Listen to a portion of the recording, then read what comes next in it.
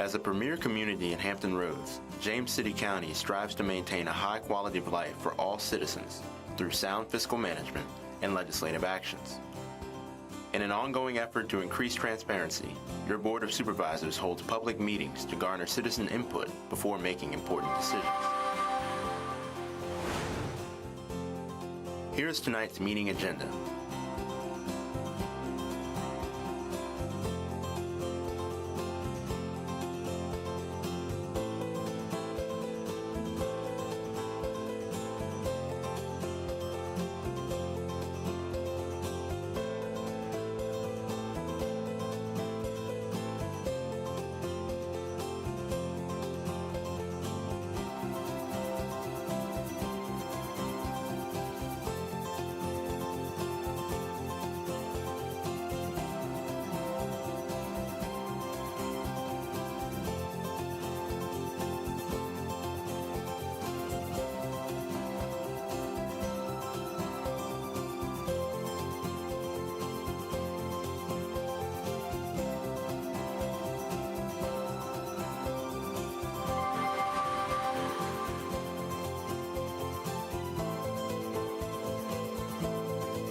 Stay tuned. The Board of Supervisors meeting will begin shortly.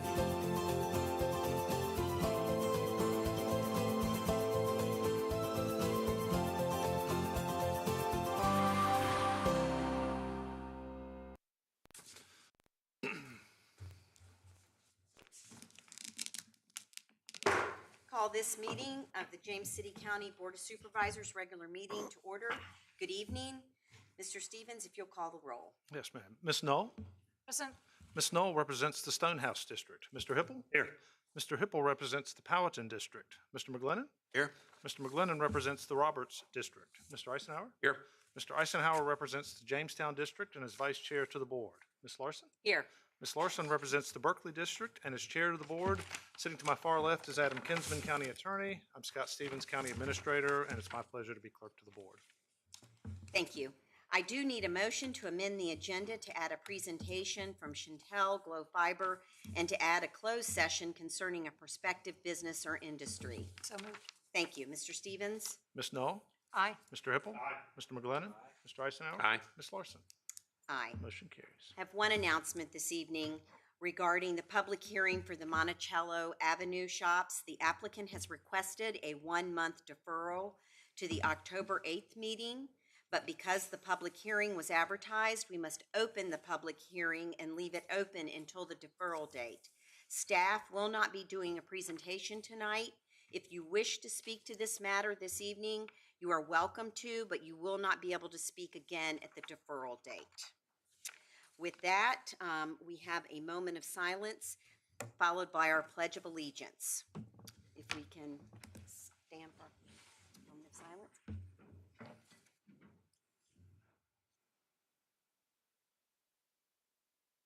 Pledge allegiance to the flag of the United States of America and to the republic for which it stands, one nation, under God, indivisible, with liberty and justice for all.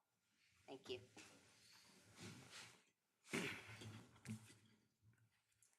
We have a few presentations this evening, and we are going to start by our first proclamation, which is National Service Dog Month, and that will be done by our Vice Chair, Supervisor Eisenhower.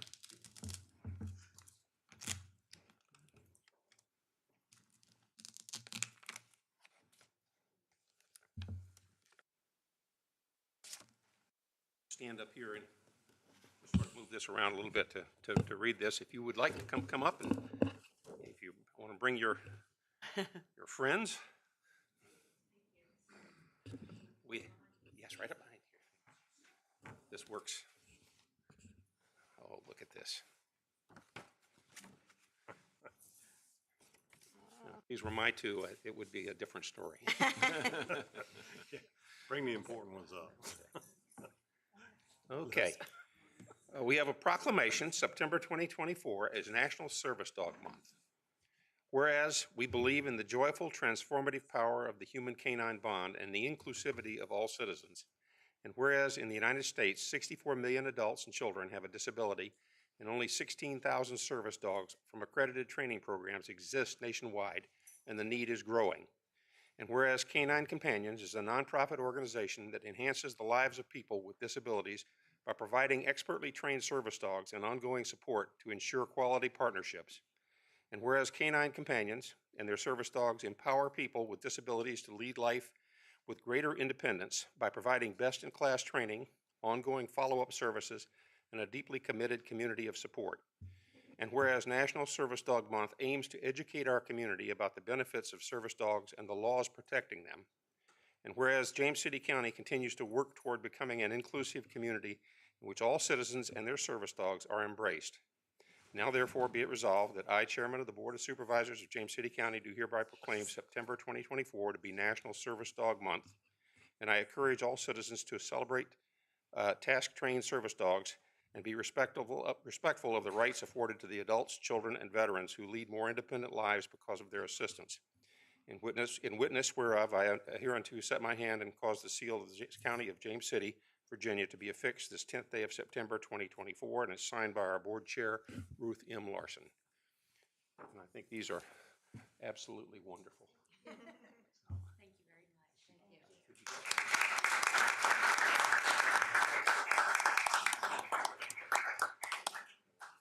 Yeah. Sure, we'll come down, Jason. Do you want us to step forward with the dogs? We'll step in behind you. Okay. Step forward, Debbie. Sit.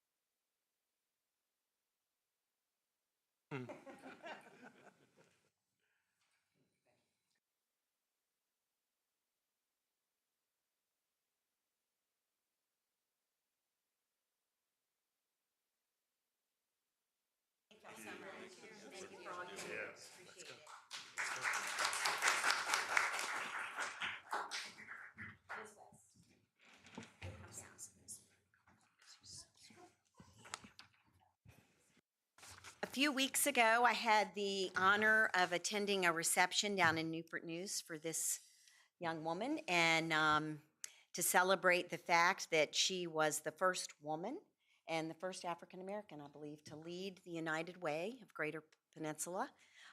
So I want to give her a minute to introduce herself, though I think most of you know her. And then we have a proclamation for the United Way Day of Caring. Thank you. Nice to see you all again. I just want to say thank you so much for all that you do to make sure that our community is a place where all of us can connect, where we can make sure that there are resources for those who need help. And I appreciate so much all the work you've done around housing and childcare and mental health. And you keep leading that work and keep leading our community. And I'm so grateful to be a from here resident of James City County and to represent our community as a part of the Greater Peninsula. Thank you. If I may, Madam Chair, I just mentioned that Ms. West is a resident of the Roberts District. I just want to make sure. I that knew we he'd get that in. Okay.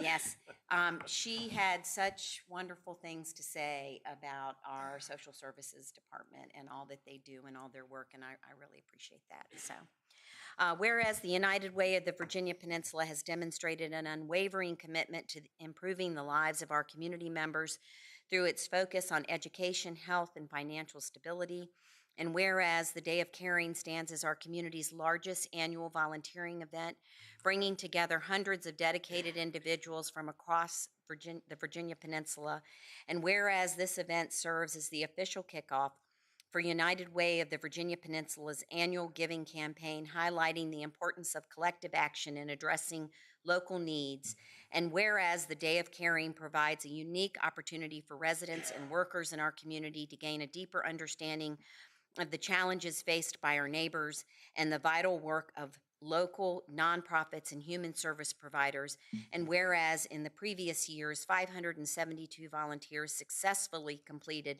54 projects across the Virginia Peninsula demonstrating the tremendous impact of united community effort. And whereas this day exemplifies the spirit of compassion, generosity, and civic engagement that defines our community, now therefore be it resolved that I, Chairman of the Board of Supervisors of James City County, do hereby proclaim September 20, 2024 as the Day of Caring in James City County, and I call upon all citizens to recognize the value of volunteerism, participate in this meaningful event, and support the United Way of the Virginia Peninsula and its mission to create positive change in our community. In witness whereof, I hereunto set my hand and cause the seal of the County of James City, Virginia, to be affixed this 10th day of September, 2024. Thank you. Thank you.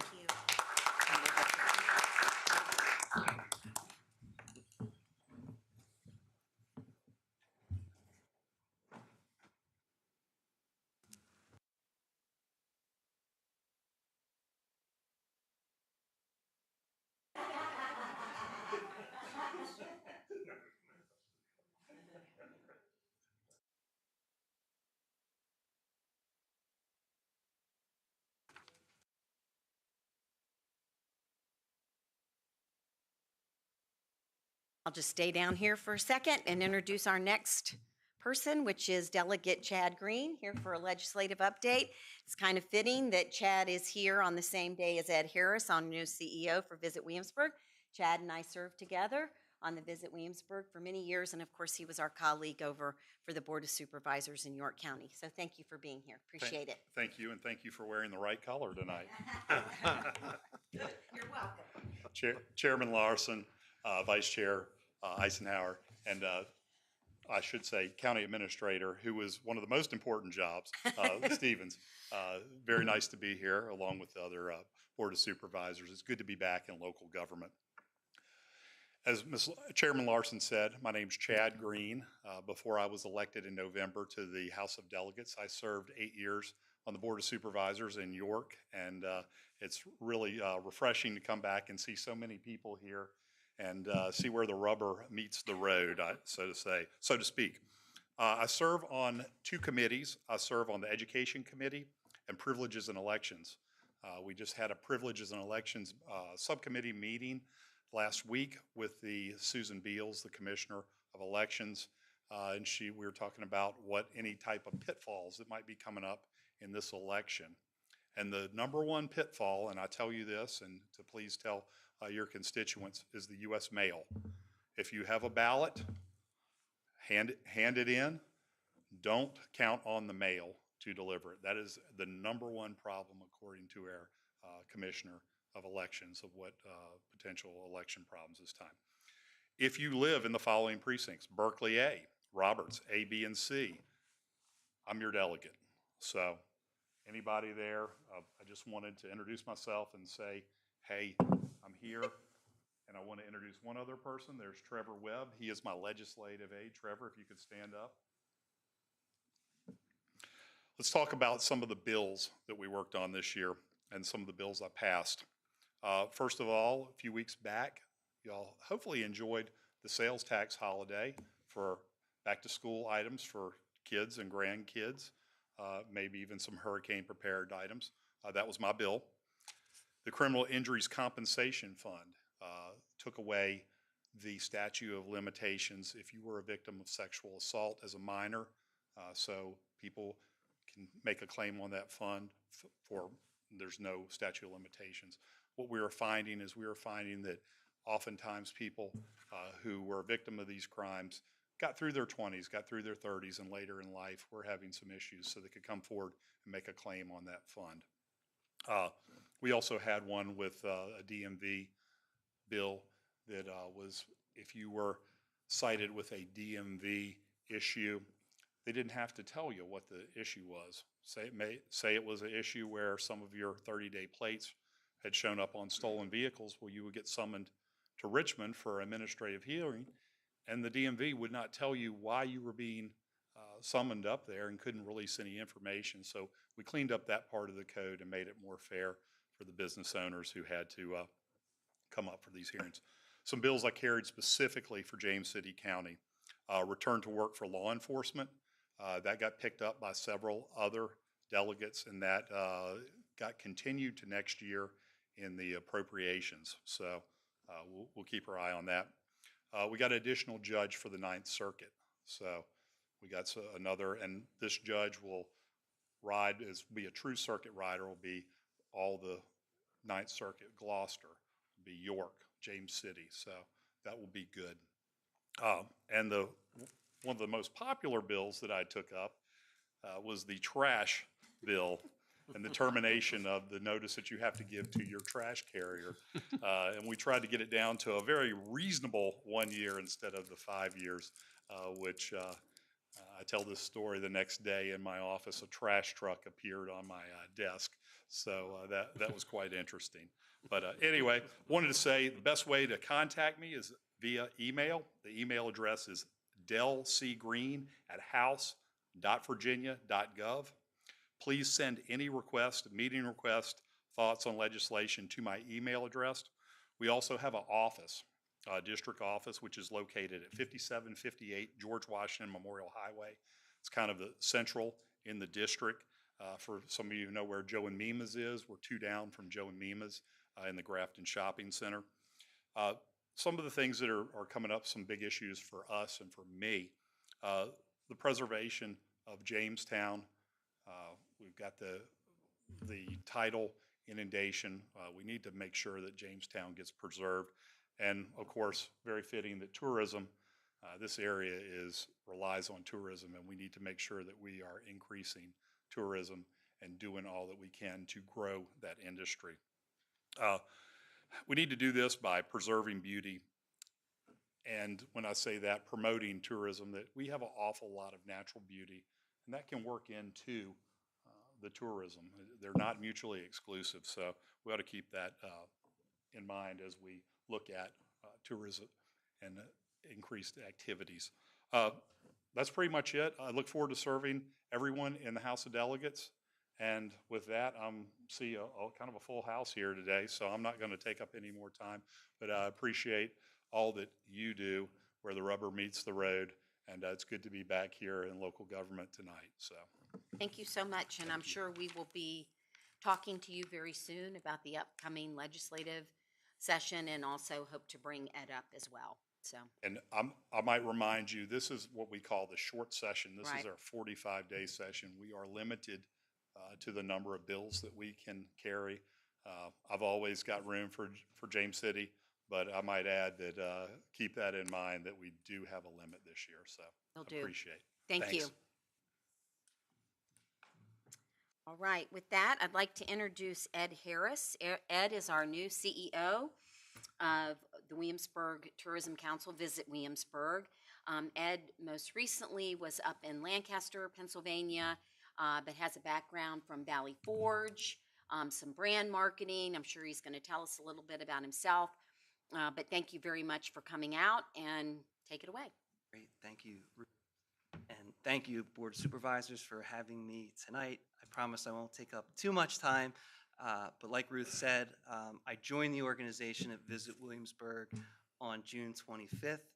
Most recently, I served as CEO at Discover Lancaster, Pennsylvania. My wife is a 2001 graduate of William and Mary, and we've only been here a short time, but between my wife, our 2 children, and I, the whole community has been so welcoming, and just very excited to be here in the historic Triangle, which is a premier tourism destination. For those of you who may not know, tourism is a big deal here. We're talking about close to $1 billion with a B annually when it comes to economic impact locally across the historic Triangle. We're talking about thousands of hospitality and tourism jobs as part of that economy. And so I'm excited to be here, especially with some big things on the horizon, things like the 250th commemoration of our country in 2026, which is really a once-in-a-generation type of moment that will help hopefully be a springboard for additional positive economic impact into our community. Of course, that same year, there are big plans for the indoor sports facility, which will also bring new visitors who will be able to discover this amazing destination. And right now, our team is focused on finishing out this calendar year. I do want to mention just a few events that we are promoting right now to increase visitation. Some of those include Howl O Scream right down the road at Busch Gardens, things like Berg Quest, which is coming later in September. The Yorktown Folk Festival and Art Stroll are also this month, as well as the Wine Festival in Yorktown next month, things like Yorktoberfest. We even have the Virginia Cat Festival coming here to Williamsburg in November. And of course, beyond that, all of the amazing things that happen across the historic triangle for the holiday season. So we are very optimistic about closing out the year in a strong way performance-wise. The summer months were just okay. We felt the same macroeconomic effects that a lot of other destinations felt in recent months, where hotel occupancy, which is a major metric for us, was down in July versus last year. The good news is that based on all of the data we've received so far for August, we've seen growth in hotel occupancy versus 1 year ago. So this year, 2024, it's an election year. Tourism numbers across the country have been up and down, and we're seeing a similar pattern, but with so many exciting things on the horizon and an awesome board of directors and a great team that I get to work with every day, I'm very excited about the future of tourism across the historic triangle. So thanks for having me tonight. Looking forward to meeting more of you across the community. And I can practically walk home tonight. We're new residents of Kings Mill right back here. So thanks Roberts again District. for having me. John is like 2 for 2. What is going on? So, well, thank you very much, Ed. Thank you for coming out. And just as a reminder, our Tourism Council meetings are open to the public. They are every other month, the third Tuesday at 1 p.m., next week at 1 o'clock at the Williamsburg Community Building.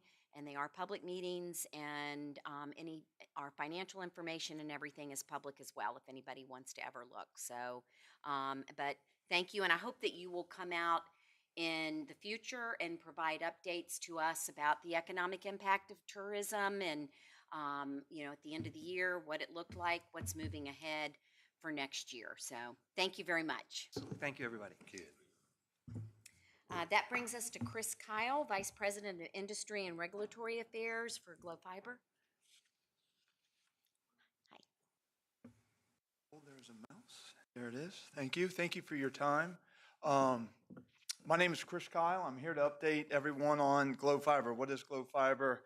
It is the new fiber. You've probably seen our trucks on the side of the road, either aerial or buried, pulling fiber, this 21st century technology that is the gold standard in our industry, and it also allows for choice in the community for internet, voice, and cable TV. So that's what the project has been, and we want to give a little update and some things that, I think opportunities for us to tighten up and improve on some things. What have we done so far? I was here the original night. It seems like a long time ago when you approved our video franchise on this, but we've been hard at work. 6,700 homes approximately have this gold standard technology today, which also means they have choice. And that also means Cox has responded in our market. Whether you take service from us or not, Cox is certainly offering our other competitors in addition some lower pricing. So the citizens are benefiting from this multi-million-dollar investment we're making in James City County. 6,500 or more homes are done. We've got another 8,000 to do, another 129 miles of fiber. It's kind of hard for me to fathom that. Less than halfway through 129 miles of fiber. So we're touching every house, basically. It's a lot of work. It's a lot of buried work. But we're working real hard. We want to get this finished up Q1 2025, and we feel highly certain that that's going to happen. And so that's our timing. Oh, I had this map because you may get calls. I'm sure people will have questions. One of the things in prepping for this meeting, I found we missed a couple prior notifications, and we know that shouldn't happen, but that upsets people.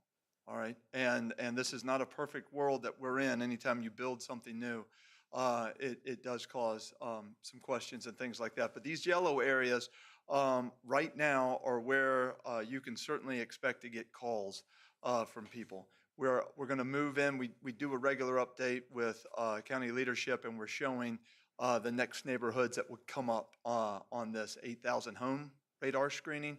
We don't want to show that publicly because our competitors will react very rapidly on that. But we'll provide that to leadership. So, prior notification, I've talked about, work. I've got some examples here in a second. There's too much text on this, but we want to talk about what's going to happen through mailers ahead of time. A week before, there should be door hangers. We did have a contractor here that's been dismissed that we think has caused some of the questions, that was not doing the proper door hanging and prior communication. I want to emphasize, I've got a phone number here on the next slide. When there is an issue for people to call, we've got a tracking system, and we are very good at responding to every single citizen that registers a call to us. We are committed, and they can send an email too. It's on our website. We are committed to that, and we can provide reports on that. But without tracking, it's hard for us to know exactly what's going on. So if you hear questions, if I could ask that the first thing is go to Glow Fiber or this 800 number here, whatever's easiest for that citizen, call us and let us know what has happened, okay?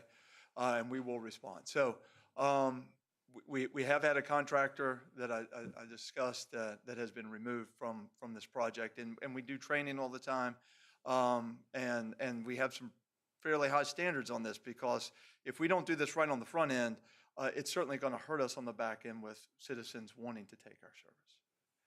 These are a few of the examples of the customer communication. Mailer is pre-construction, construction. You can see the door hanger. We've got some post-construction. And then we have, when you actually order service, installers that come into the home and talk in more detail about whatever that house may be needing. That phone number right there, 866-997-6474, is important, or the glowfiber.com website. We want to make it easy for people, and that gives us this comprehensive tracker that we can use to respond. We don't get a lot of questions on our aerial. So there's two types of construction we're doing, but in this market, predominantly it's buried, and that's part of what we're hearing here in the disturbance with some of the citizens. But aerial, you can see, I just wanted to point out that as an example. We only come down into the ground once we get into a neighborhood. We'll have one of these boxes. Most of them have gone flush now to the ground versus setting up above raised ground. But this is what drives a lot of questions, and you can imagine if we miss a prior notification and someone walks out of their front door, you can imagine. And so this is what we are doing. This is what we're doing all over the county. It's a standard process, and so we're tightening up our communication around this. But I wanted you to see these pictures and our trucks, and I think we fielded some direct questions from city leadership, and we've responded to those citizens directly related to this. But while it's very disruptive the day of for a few days there, what we are committed to is when construction is done, that hole is filled back in, it is seeded, and it is put back to like kind that we found before we disturbed the ground. And so that's the expectation, and that's what we'll keep coming back until sometimes we'll have some erosion and things like that, but we'll come back and keep working at it until we get that. So we as we continue through the next 8,000 construction, 8,000 homes, we want to continue to make sure we're doing as good a job as possible tracking these complaints so I can respond to them happy. And I want to provide over the next 30, 60 days some more detailed reports to city leadership on this. And then, we're going to drive hard towards this Q1 of 2025 so we can be out of your hair and the hard work will be behind us and the good news will be in front of us. We have had tremendous success with already the customers that we've turned up. Let me say that. So we'll continue to provide updated, leadership, and those are my updates. There's the phone number. And if there are suggestions or feedback that I can take back or receive after this meeting, that's the other part of my job. Absolutely happy to do that. This is no bureaucracy here. We want to fix this while we deliver, on this multi-million-dollar investment we're making here. So that's my update. I feel Thank like you. I did a lot of rushing, but yeah. Thank you. Yeah. Did you, would there like to be some feedback now as opposed to after the meeting? Do you have a question? Yeah, I'd like to ask a couple of questions if I could. First of all, let me thank you for coming and responding to the request that because I can't speak for all the other board members, but I can certainly tell you that I've heard a fair amount from folks about their concerns, and I just wanted to, on the one hand, let you know about some of those concerns, and on the other hand, provide you with some opportunities to be more successful, because obviously in approving your franchise, we were hoping that you would be a successful new addition to the community and give people more choice. And it sounds as if folks who have your service generally appreciate it, but I can tell you that a lot of folks are, when they hear complaints about from their neighbors around the community, are going out and looking online, and what they're going to find online mostly is going to be the concerns and complaints that people have about past experiences, either here or someplace else. So let me just start with a couple of things. I guess I appreciate the sense that you don't want your competitors to know exactly what you're doing, but there's got to be a balance here in terms of the information provided to residents whose neighborhoods are about to be affected by this. I represent some districts, some neighborhoods which have experienced other utility installations that have been pretty dicey, not recognizing that they're trying to install lines across a drain field where people have their own sewage system, as opposed to connecting to our system. An older neighborhood was something that which is basically a real concern. We've seen in the case of ShenTel, we've seen a couple of instances that were concerning. One being instances where there were some damages, and I think my understanding is that you have been responsive in these cases, but I think it would be helpful if people could get a sense that they could talk to somebody when things are happening, as opposed to leaving a comment on a line or not being able to communicate with the crews that are working there, either for lack of information or language differences that exist. It's a real problem when folks are trying to get an answer to a question and they can't really get that answer from the folks who are in the field, and there's nobody locally that appears to be able to respond to that as well. I haven't heard in the district that I represent of people getting prior notification, and that's been a big complaint that I've had, is that there was not any kind of a prior notification that they would be coming through, and people really need a couple of weeks to be able to, in case they're out of town for a week. They're concerned about things like gardens that they've planted along the easement that they want to make sure isn't destroyed in the process of the handwork that's being done out here. Dumping of soil on property that belongs to the National Park Service was an issue that we experienced as a concern that folks living out next to that area really had some problems with. So it really would be very helpful if people knew a couple of weeks in advance that they should expect, and I don't mean that they have to have a precise date, Right. but before you're in there, they should have a period of time in order to make sure that they have taken proper precautions or understand that this work is about to begin, and if they want to notify you in advance that there may be an issue you're not aware of, to get hold of you earlier in this process. Certainly having somebody locally that can respond directly to their concerns would be very helpful, and also having that number prominently displayed when you provide. I'm sure your cards, your door hangers will have that kind of information on it, but it's really important to get that out to folks. Again, I think a lot of people were very excited with the prospect of competition in this field, something we were unable to provide for many, many years. So I think you came in with a sense of real positivity. I don't think you want to endanger that. Thank you for your comments. Can I respond just? Sure. I want to follow up, after this meeting with you. I think you raised some good comments. I want to make sure, the prior notification absolutely should happen, is happening, we believe. I'll follow up on a few neighborhoods in your district to confirm, but it's a mailer. Sometimes, though, people see this mailer and they think it's junk mail and they throw it away. We've identified that, but there's a mailer that happens 4+ weeks before. We hit them again with another mailer, and then the door hanger was just a few days ahead to say we've mailed you, but we're actually really coming and something should start. But the language, we've heard the language barrier, and there's some things I want to follow up absolutely with you after this meeting. I appreciate your comments. Questions? I'll just very quickly say that my district is the other one that has been, it has not been all smooth sailing. Right. And it does, I don't need to beat continue to beat the rug, but it is prior notification. I did notice, when I was driving home the other day, that there was a sandwich board in front of Berkeley's Green.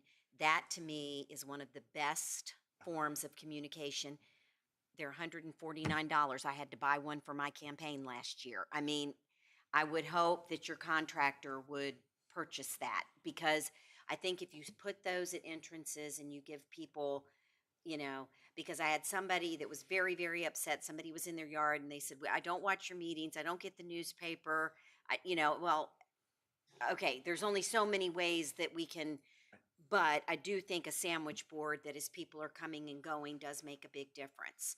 I do appreciate, there was we had a citizen that was upset about the placement of one of your, I believe, your receiver boxes or whatever.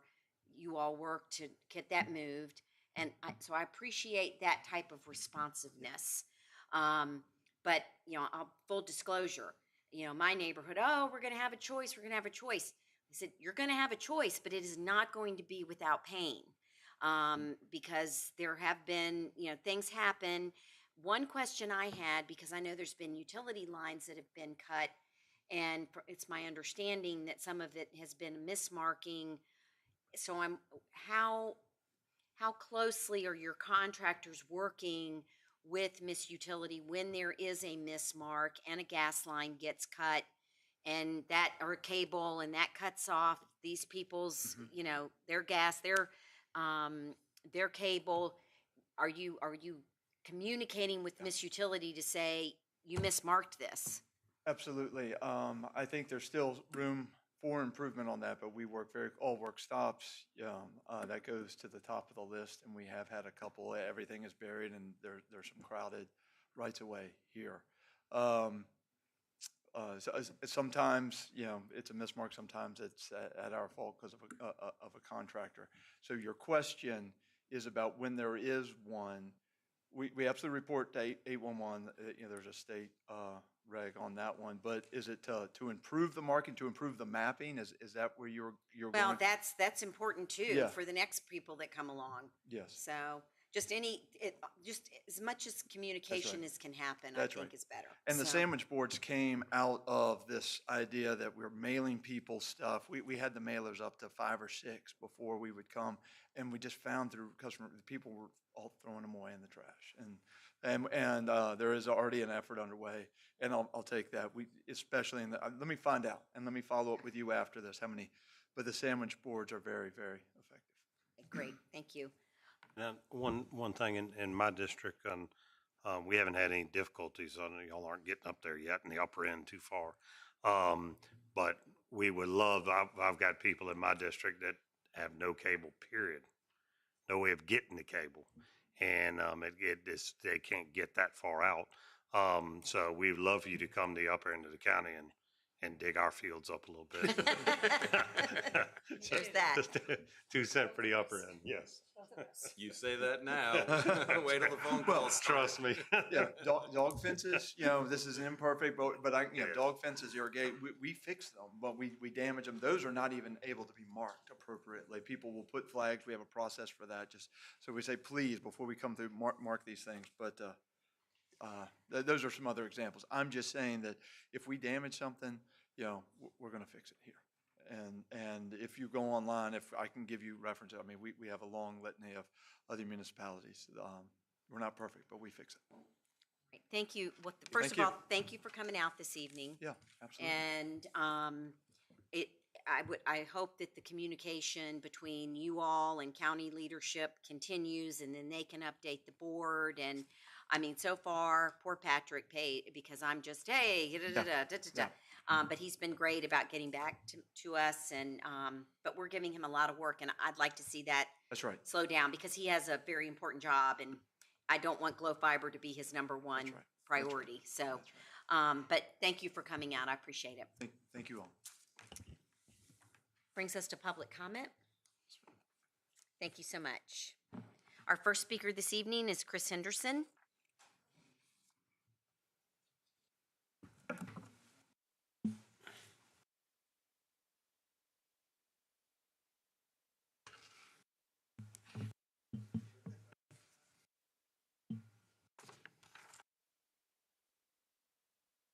All righty. I don't think I get 5 minutes. Oh, yeah? Okay. All right. Awesome. Okay. Well, very fine. Chris Henderson, 101 Keystone. Want to speak to you this evening about a couple of things, and I'm glad I get to follow somebody who actually used visual presentations as a part of it. I had originally submitted slides to be used on the screen so that the people at home could see the visual images, but there is a board policy that prohibits the display of visual images as a part of public comment. And I would like to urge the board to evaluate or reevaluate that policy and to see if there is an opportunity to allow citizens to use images when a project or presentation is of significant public interest. And I believe that is the case here this evening, because I'm here to talk about the expenditure of $100 million plus of taxpayer money in the creation of a new James City County municipal complex.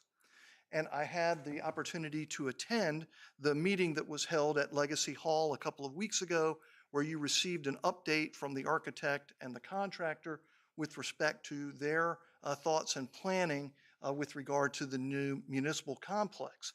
And that had, in advance of that meeting, that had kind of gotten some wheels turning, and I was able to contact another local James City County resident and architect, John Hopke, who helped formulate some renderings. And I believe you should have received several weeks ago a little animated picture of a drive-through of the complex that he envisioned as a result of my meeting and guidance with him about some principles that should govern the design and construction of the James City County Municipal Complex. And if you recall in my earlier comments to you about the complex, is that I felt like it was extremely important for the community to have a beautiful complex that would serve the community and reflect our values. So that started me thinking about, well, what are the James City County values and how does that get reflected in a building? And so I thought about the county's history, and it struck me that water is a significant component of our history. And we also have a great history of federal and Georgian architecture. So I felt like that should be a critical component. And then I went and looked at a study that was done called Williamsburg Crossroads. I actually participated in this design study in 1998. And during that time, it actually looked at land around Newtown, including the Eastern State property, and how it should be developed and what the design standards should be. And I would encourage each of you to look at it and see if the design concepts that are being proposed actually meet the standards of this, which say that gateways to Newtown should reflect new urbanism design, which means buildings should be put close to the street with parking behind. So in talking to John about all of these concepts, he developed a building that he designated as the Wave. And there's a curve in Perry Depew Way that delineates the property. And this particular building is designed to lay into the existing curvature with parking underneath. There's 20 feet of elevation change from the top of the hill to the bottom of the road, and that allows you to construct structured parking underneath a building and then access it. So this particular building is designed to hug the road, and it's a very simple and elegant design. And then there is a separate and distinct building behind, which is the operations center and public meeting spaces. So it has two different components. This is a picture of the building in the front with these two sails that can be used to project images. There could be a public meeting space for gatherings and events at the county.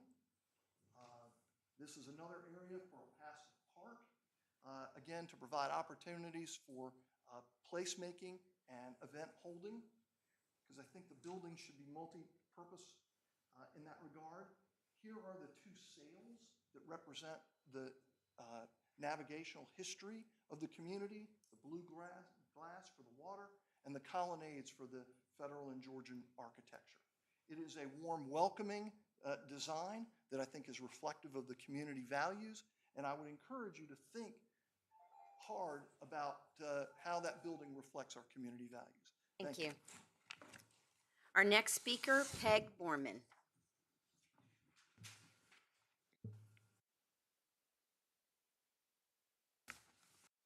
Good evening. Good afternoon. Thank you, Madam Chairman. Board members, Mr. Stevens, Mr. Purse, Mr. Ronheimer, Mr. Kinsman, and ladies and gentlemen, I'm Peg Borman. I reside at 17 Settlers Lane in downtown Lightfoot, and I hope you all had a great break last month. I truly missed you. I missed coming and talking trash with you, but it's nice to be back with you again today. With the leaves falling this time of year, we're going to get covering of some of the trash along the way, but right now I don't think it's not too bad, but I hope that's because we're doing a better job of educating the people out there in the prevention of the act of littering. In July, I asked a question about who is responsible for the debris left over from accidents. And the answer I got from that particular time was tow drivers. But then there's other times that there's no tow drivers involved. So I'm still waiting to get an answer for that. And there's a lot of debris I've noticed at a lot of the various intersections and along the highway.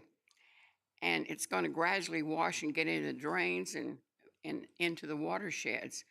And also about the dead carcasses, tire treads, et cetera, like that. So I'm hoping that some of you might have an answer for that somewhere along the line. If you do, give me a call. I'd like to hear it. I'd like to give you a clue on some of the things coming up on the Clean County Commission. We sent out an invitation for the Clean Business Award breakfast next Wednesday on the 18th at 8:30 at the Rec Center. And I know Ms. Larson has said she's going to be there, but we'd like to have some of the rest of you also. On the 21st, we're going to have a table at the Harvest Fest at Community Park from 11 to 3. And then on the 28th, we're going to be having the people, we're hosting True Recovery. It's a day of service from a group in Richmond. They gave us their time helping clean up along the streets and roadways in Grove last year, and they're coming again this year to the community center on 11 o'clock on the 28th. So you might want to check that out, John. October the 12th, we'll be at a Boo Bash at Jamestown Beach. And then we hope to be at the Full Moon Hike and on the 23rd. And then, or the 17th. No, they haven't given the date on the full moon. And then we're going to celebrate Halloween with heroes. Now, here's the big one. America Recycles Day is November the 15th. So we're having our annual recycling expo and repair fair. And this is out on the board out front.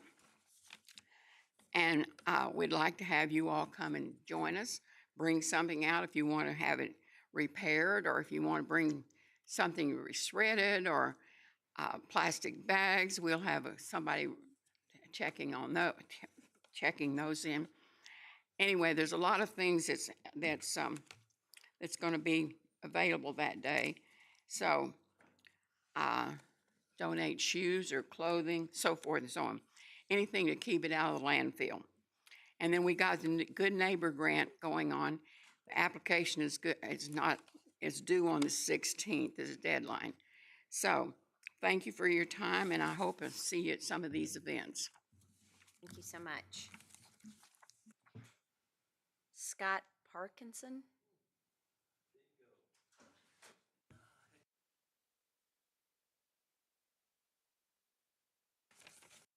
Evening, Board. I'm Scott Parkinson. As Ms. Larson said, I reside at 9045 Marmont Lane in Williamsburg, actually a big town of Croker. I was looking for the glow fiber guy to see when it's coming out to Croker, but Starlink. So I'm asking the board's help. We've had 3 water line breaks past year, particularly on Marmont Lane. And when I reached out to Mike Ushak, he said there's no project identified for the 25 budget. Ware Creek Manor's not one of them, and no funding. So I'm just here to speak and ask and see if the board could include that in the next budget, get some funding, get some oversight, so that James City County Service Authority, which, by the way, has been phenomenal. Those guys are great, or those people, I should say. And just asking for your help for oversight, funding, so that we got water and the neighborhood continues to stay hydrated. That's all I have. Thank you very much. So Mr. Powell is here, or I believe is here, but he is out in the lobby. Okay. He is the head of JCSA. Yep. So if you will, Assistant County Administrator Brad Reinheimer is in the back. He will walk you out, and you will have an opportunity to talk with Mr. Powell. Okay. And he can talk to you about about that area and what the plan might be. Yeah, so I know there's a lot of competing projects, and money is, Yeah, it is always the an issue, JC. but if the board could help focus that and highlight it, would be much appreciated. Thank you. Thank Yes, you. but do take an opportunity to speak with Mr. Powell. All right, thank you so very much. Thank you.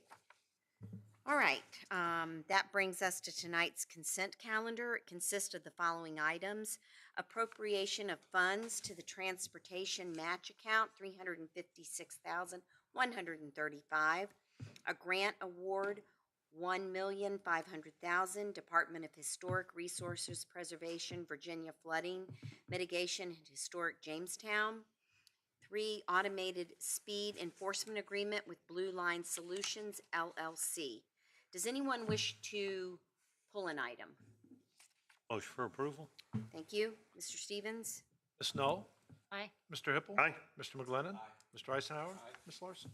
Aye. Motion carries. I would just say for just a moment that all three of those items are extremely important. Most importantly, number two, historic Jamestown is under a great threat from climate change, of flooding, and losing a lot of really important archaeological resources. So I am pleased to see this grant award, and I'm also pleased to see number three and working towards that. Thank you, Chief. Appreciate that.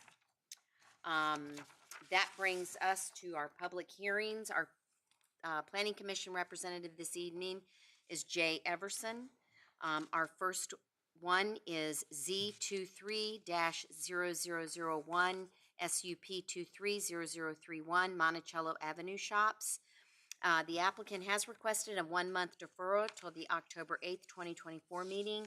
Therefore, staff will not be making a presentation this evening. I will open the public hearing and look to see if there are any speakers that wish to speak tonight on this matter. If they speak tonight, they can't speak next time. Right, and just as a reminder, if you speak to this matter this evening, we will not be able to speak at our October 8th meeting. I have one card, Yes, I ma'am. believe, Chris Henderson? Madam Chair, if there are changes that are made to the plan subsequent to this evening's hearing, is there another opportunity afforded to a speaker to address those? Because that would be information that would not be available. I don't believe so. You speak once. Okay, all right, I'll withhold comments until we see. Well, technically, you may, no, kidding. All right, with that, we will close the public hearing. Oh, no, We can no, keep it no, open, keep that open, that public hearing. So sorry, Adam. May I have a motion to defer this case until the October 8th, 2024 meeting? Motion for, Okay, thank you all. Mr. Stevens? Mr. Eisenhower? Aye. Mr. Hippel? aye. Mr. McGlinnan? Aye. Ms. Knoll? Aye. Ms. Larson? Aye. Motion carries. That brings us to SUP 24-0014, 111 Druid Drive, rental of rooms. Thomas Lopecker to give the staff report. Good evening. Good evening, Madam Chair and members of the Board of Supervisors. Ms. Roberta Valentine has applied for a special use permit to allow the short-term rental of one bedroom in an existing 4-bedroom home located at 111 Druid Drive. The property is zoned R1, limited residential, is designated low-density residential on the comprehensive plan land use map, and is located inside the primary service area. If granted, this SUP would allow for short-term rentals throughout the year, and no changes to the footprint of the home are proposed. Staff finds some factors favorable for this application, such as the owner living on-site during the time of rentals. However, staff finds the proposal to be not fully consistent with the recommendations for short-term rentals in the 2045 Comprehensive Plan. Therefore, staff is unable to recommend approval of this application. At its August 7th, 2024 regular meeting, the Planning Commission voted to recommend denial of this application by a vote of 5-0.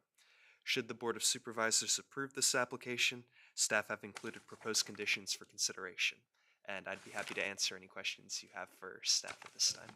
Thank you so much. Are there any questions for staff at this time? All right, Mr. Everson? 6-0. Thank you, Madam Chair. Madam Chair. Thank you. The commission, I thought, voted 6-0 with one person who wasn't present at the meeting. Several folks spoke in favor of the SUP, citing the good neighbor, Ms. Valentine. The commission discussion revolved around a number of issues.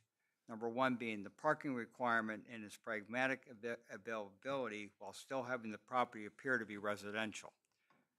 Two, it was not in compliance with 3 of the 4 comp plan requirements. And third issue that was raised was apparently this property is being advertised for long-term room rentals of college kids apparently, which can be done by right. And that being the case, are short-term rentals needed here? Also, apparently, rooms have been rented long-term previously. So based on the comprehensive plan, the parking, and the fact that there has been long-term rental, the commission voted unanimously with one member absent to deny. Thank you so much. I Any think questions for Mr. Everson? All right, thank you so much.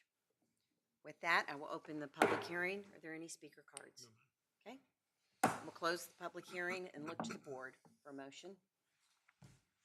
I move to deny the application. Thank you. Mr. Stevens? Mr. McGlinnan. Aye. Ms. Knoll. Aye. Mr. Hippel. Aye. Mr. Eisenhower. Ms. Larson. Aye. Motion carries. All right, that brings us to disposal of county property located at 4609 Ironbound Road. Staff is requesting a 1-month deferral on this item till October 8th, 2024, as the agreement is taking a bit longer than expected. So we'll open the public hearing. Are there any speaker cards this evening? Mr. Henderson, do you wish to speak tonight? Are there any others? Okay, I will leave the public hearing open. And may I have a motion to defer this item until October 8th, 2024? So moved. Thank you. Mr. Stevens? Mr. Eisenhower. Aye. Mr. McGlinnan. Aye. Ms. Knoll. Mr. Hippel. Aye. Ms. Larson. Aye. Motion carries. All right, that brings us an ordinance to grant relief to a former owner, his heirs, or assigns for real estate sold in a delinquent tax sale. Ms. Parman is to give the staff presentation. Thank you, Mrs. Chair and members of the board. Before you is an ordinance to grant relief to an heir of property sold in a delinquent tax sale in 2021. The property is located at 202 Mildred Drive. The property sold for approximately $73,000, resulting in an approximate $42,000 in surplus. There are eight heirs to the property. 6 of the 8 heirs have claimed their share of that surplus. We have an additional heir, and his power of attorney has asked the county to distribute his share of the surplus, and we have to do this by ordinance because of Virginia code, so that's why I'm here in front of you. And it's our recommendation that the county pay those surplus funds to Mr. Walker. Happy to answer any questions. Yeah, is this the last year, or is there still one more that hasn't been? There's still one out there, and I don't know. Okay. I don't have any information on him. Any further questions? All right, thank you. With that, I will open the public hearing. One speaker? All right. Chris Henderson? No? Okay. And with that, we will close the public hearing. I will look to the board for a discussion and/or a motion. Motion for approval? Thank you. Mr. Stevens? Mr. Hippel. Aye. Mr. Eisenhower. Aye. Ms. Knoll. Aye. Mr. McGlinnan. Aye. Ms. Larson. Aye. Motion carries. That brings us to SUP 240011, revoking of special use permit, number 2-92, Colonial Golf Design. Christy Parrish to give staff presentation. Good evening. Good evening, Madam Chair, members of the board. At its meeting on May 14th, 2024, the Board of Supervisors initiated revocation of a special use permit 9-92 Colonial Golf Design Incorporated, which allows the use of a golf course on property located at 8285 Diaskin Road. The property is zoned A1 General Agricultural and is designated rural lands on the 2045 Comprehensive Plan. The adopted initiating resolution described the following concerns regarding the existing conditions of the property, which prompt the revocation process request. 1, the operation of the golf course has ceased more than a decade ago. And 2, due to the disuse of the property, the golf course is not in compliance with one or more conditions of the existing special use permit, including 1, failure to maintain best management practices, and 2, failure to submit an annual integrated pest management reports to the county. Section 24-12, Revocation of Special Use Permits of the James City County Zoning Ordinance, permits the governing body to initiate a revocation of a special use permit, and the process shall be the same as a new application of a special use permit. The existing special use permit was approved on April 20th, 1992, which allows an 18-hole golf course, driving range, clubhouse, 3-hole practice course, maintenance building, and turf nursery. The special use permit is subject to 12 conditions. Staff reviewed the existing property conditions and found the following. 1, the golf course has been closed for more than a decade. 2, the Virginia Department of Environmental Quality approved a non-point nutrient credit plan for the property, and a declaration of restricted covenants was recorded for about 21 acres of the property. 3, the 18-hole golf course appears to have been maintained based on county aerial photography. However, the 3-hole practice course and driving range has been revegetated based on county aerials. In January 2010, the Stormwater and Resource Protection Division inspection records found that the vegetation filter strip, BMP, had excessive erosion and sinkholes and had a large pond BMP showed a crack. Additional inspections in May 2013, January 2017, and February 2020 were also conducted, which showed a large pond BMP was in failure mode. Staff last inspected the area in April of 2024. This inspection revealed the embankment, barrel pipe, and emergency spillway all have failed.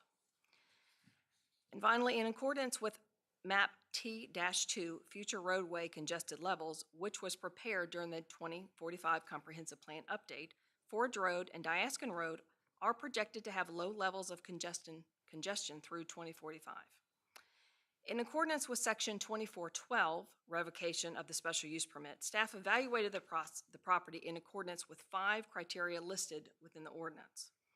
Number 1, a change in condition affecting public health, safety, and welfare since the adoption of the Special Use Permit. 1, Stormwater and Resource Protection Division reports that repairs are needed on the existing conditions of the property. The Police and Fire Department received 7 phone calls since January 1 of 2019 for the property. The report cited brush fire, trespassing, suspicious person, and animal control concerns.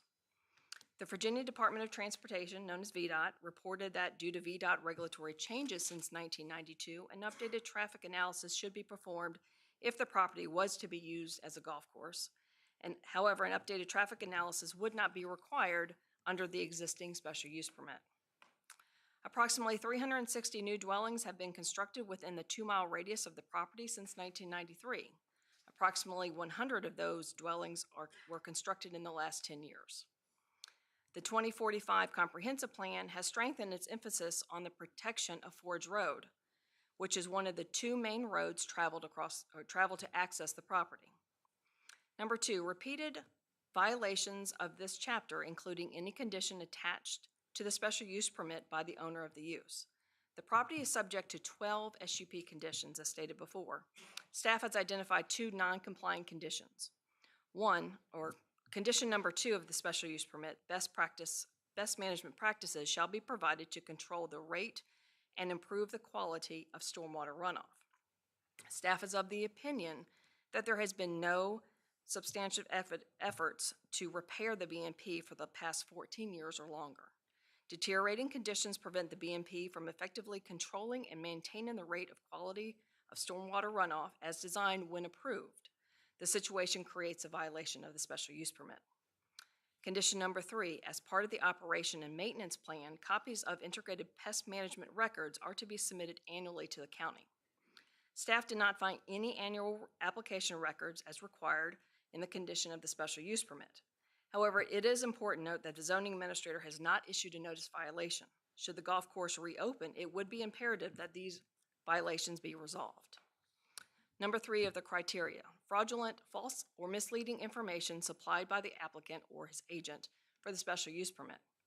Staff is unaware of any fraudulent, false, or misleading information supplied by the applicant. Number 4 criteria, improper public notice of the special use permit public hearings when the permit was considered by the Planning Commission or the governing body. Staff is unaware of any improper public notification. And for number 5 criteria, an error or mistake in the fact that led to an arbitrary and unreasonable decision made by the governing body when approving the special use permit. Staff is unaware of any error or mistake that would have led to an arbitrary or unreasonable decision by the governing body when approving the SUP. Additionally, staff finds that the use of the golf course is consistent with the 2045 Comprehensive Plan, which lists commercial recreational uses as a recommended use in the area's designated rural lands. The adopted commentary, though, further states that retail and other commercial uses serving rural lands are to be encouraged to be located in a planned commercial location on major thoroughfares inside the primary service area. This property is located outside the primary service area and an area where it is not planned for commercial location. Therefore, consistency with the comprehensive plan may be dependent on the nature and intensity of any accessory, retail, or other commercial uses for the site. Staff recommends that the Board of Supervisors revoke SUP 2-92 Colonial Golf Course Design Incorporated in accordance with 24-12 of the zoning ordinance for the following reasons. 1, lengthy closure of the existing golf course use. 2, deteriorated conditions which prevent the existing BMP from effectively controlling and maintaining the rate and quality of stormwater runoff as designed when approved. 3, failure to comply with existing special use permit conditions. 4, increased number of housing units within a 2-mile radius. And 5, reopening of the golf course after a lengthy closure without the benefit of being reevaluated in accordance with 24-9 special use permit of the zoning ordinance could result in negative impacts to surrounding properties, including but not limited to increased traffic along a rural community character corridor, possible incompatibility of the use due to existing surrounding character of the area, and the 2045 comprehensive plan.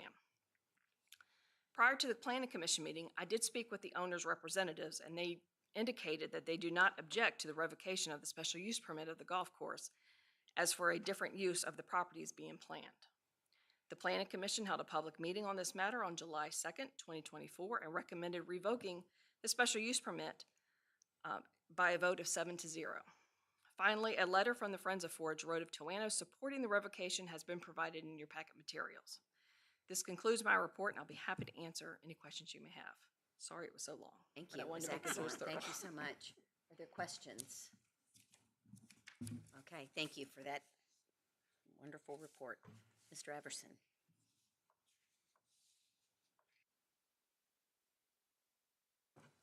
It was very comprehensive, and there were several folks who spoke at the public hearing in favor of taking away this SUP because of deteriorating conditions on the property. When we went to vote on it, only basically 2 points were raised at the commission. First was, what is the practical impact of this revocation? And we were told that the ability of the county to take into consideration of changes in the area for any future projects or development, because apparently there is somebody looking at that property, so that was definitive. The second point was revocation, and this was a major point actually among several of the commissioners. Revocation will give James City County the ability to continue to improve the Diaxon Creek watershed. The issue of their BMP had a pretty big impact on the commission, and that's really all we talked about. Thank you. You're welcome. Any questions for Mr. Everson? All right. With that, I will open the public hearing. Are there cards? Chris Henderson? Thank you, Madam Chair. Chris Henderson, 101 Keystone. I think Mr. Everson raises the real issue. Well, what is the practical impact? And if the issue is to try to get the BMP and stormwater conditions improved and to rectify the failures, this action does nothing to do it. In fact, I would argue that it makes it harder to get those things done because the use that the property was vested with in the SUP is now eliminated. So the potential of restoring that property as a golf course is now removed. So as a potential buyer looking at it, that's no longer on the table unless they're to come forward and reapply and go through the SUP process, which we all know is speculative and is not something on which you can base value.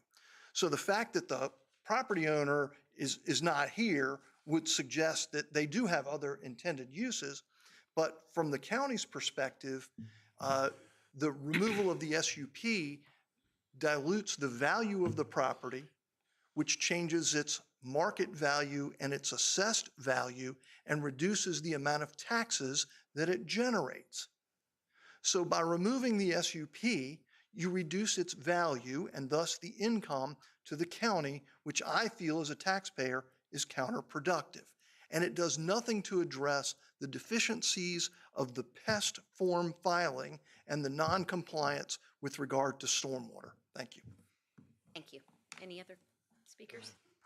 I'll close the public hearing and look to the board for a motion and or discussion. Yeah, I'd like to have a little discussion on this, knowing this piece of property and, and, I think there's other pieces of property too around the county that have SUPs that are on there that are not being utilized and used as they were intended originally. Like this golf course is not now a golf course. As far as the fixing the BMP and the issues there, the pond that they have there, you know, I live right next to this property. When we get a terrible rain, the creek turns brown. And my neighbors have asked me several times, and they know where it's coming from. It's coming out of the golf course because the pond has failed and the dam has failed. And it's a property owner's responsibility to fix that if it's failed and it's going into the creek. So as far as how to fix it and all that, well, you just can't just allow runoff to run into a creek and do absolutely nothing. So our last speaker, speaking on that point, I think is nil and void as far as that item goes. And there's also, you know, as we go through this process, I have concerns of the derelict buildings that are there as well. There was a group that was taking care of the golf course. They were keeping it cut. They were keeping it clean.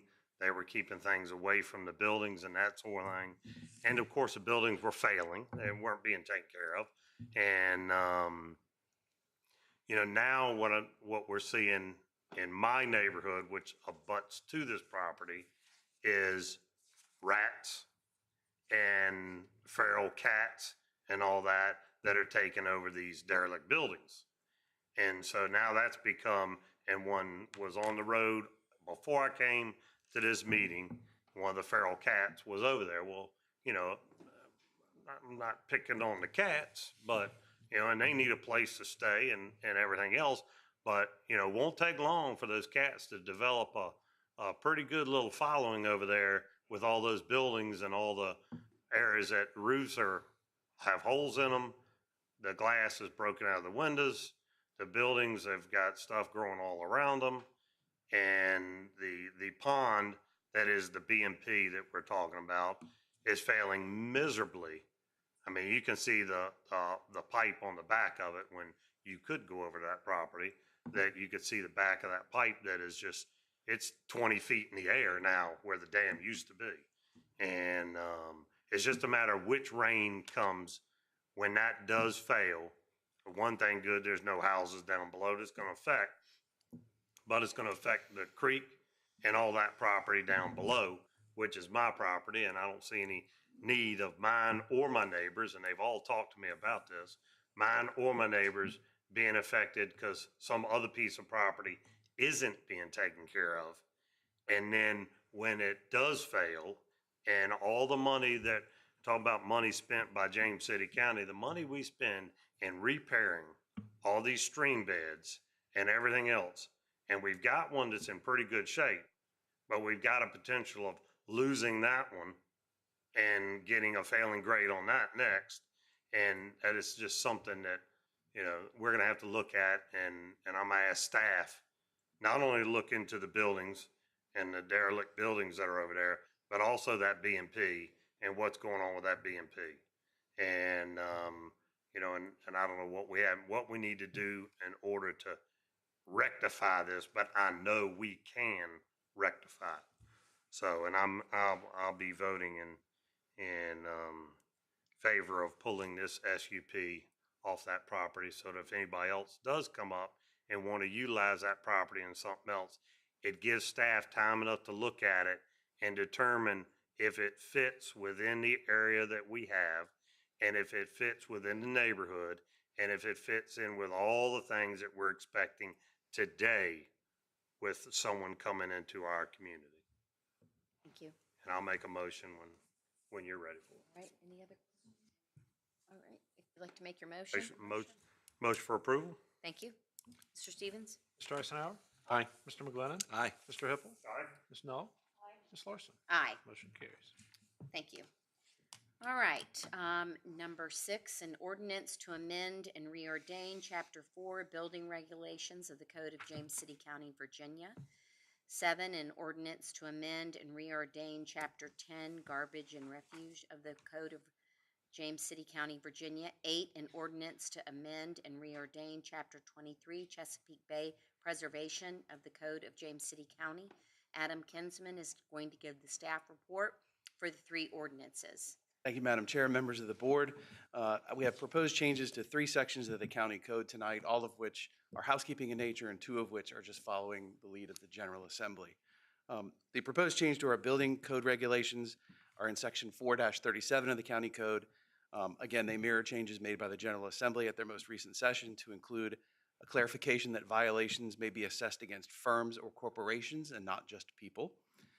Increased fines for third violations from a minimum of $2,500 to now $5,000 and a maximum of $10,000 from the previous 5, and establishment of violation procedures and fines for properties that are declared by the Board of Supervisors to be blighted.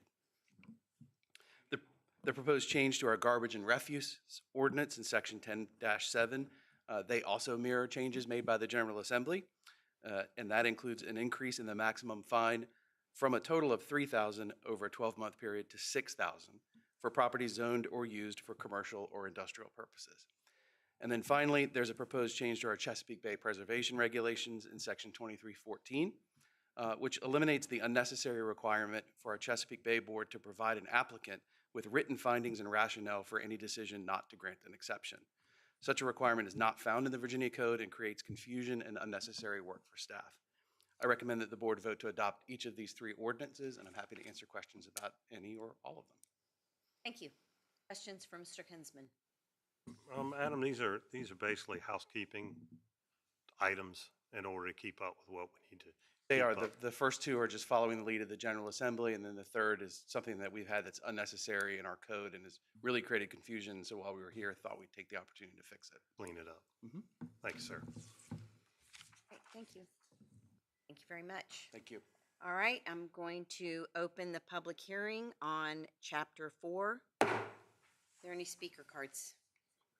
Chris Henderson? Okay, going to close the public hearing. I'm going to open the public hearing on, You want a motion on the first? we'll do those do at them all the 3? end of the public hearings. Yes, ma'am. Thank you, though. Open public hearing on Chapter 10. Speaker cards. Chris Henderson?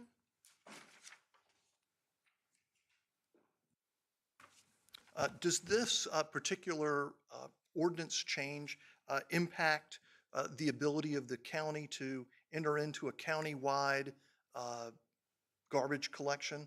Was that the pickup that Delegate Green was referencing? Well, we don't answer questions Okay. during, yes, but you're welcome to talk to the county attorney at the end of the meeting. Okay, all right, well, thank you. I'm going to close the public hearing on Chapter 10. I'm going to open the public hearing on Chapter 23. Chris Henderson? Okay. I'm going to close the public hearing on Chapter 23. I'm going to look to the board for a discussion. Any discussion? No. My question, Oh, so, yes. so what this says is that if you go to the Chesapeake Bay Board, Mr. Kinsman? go to the Chesapeake Bay Board and you're turned down for something, that they don't have to give you a reason?